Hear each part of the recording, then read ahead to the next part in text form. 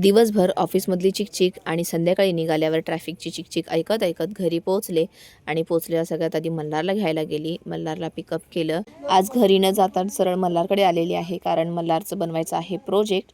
त्याच्या शाळेमध्ये लँटन कॉम्पिटिशन आहे, तर त्याच्यासाठी लँटन बनवायचं होतं आणि म्हणूनच पटकन मल्हारला पिकअप केलं आणि स्टेशनरीच्या दुकानात गेले.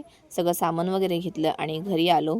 घरी आल्यावर पण आराम करायला अजिबात वेळ नव्हता, कारण माझ्याकडे मोजून 2 तासच होते. त्याच्यामध्ये मल्हारचं सगळं करून मला परत घरी जायचं होतं, कारण घरी पण जेवण बनवायचं बाकी होतं. म्हणून पटकन मल्हारचं प्रोजेक्ट बनवायला घेतलं आणि प्रोजेक्ट आलं होतं 30-40 रुपयाचं. पण मल्हारने मला 200 रुपयाची फोडणी लावली, कारण त्याने तिथे गाडी पण घेतली.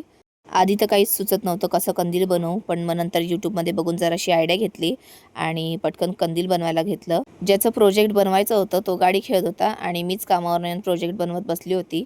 कधी कधी विचार येतो की शाळा पण काय विचार करून एवढ्या छोट्या मुलांना प्रोजेक्ट देते. एवढीशी लहान मुलं कंदील बनवू शकतील का? मुलांच्या नावाखाली पालकांचेच प्रोजेक्ट कॉम्पिटिशन चालत असतात. 1 तास कसं तरी डोकं लावून लावून तो कंदील बनवला आणि फायनली कंदील रेडी झाला. आणि कंदील छान बनला होता. त्याच्यावर स्टिकर पण लावायचे होते. ते मल्हारला उद्या देणार मी शाळेमध्ये. तो शाळेमध्ये टीचरसमोर लावेल स्टिकर आणि ते कंदील देईल टीचरला. तर पटकन त्याची एक साईडला बॅग भरून घेतली.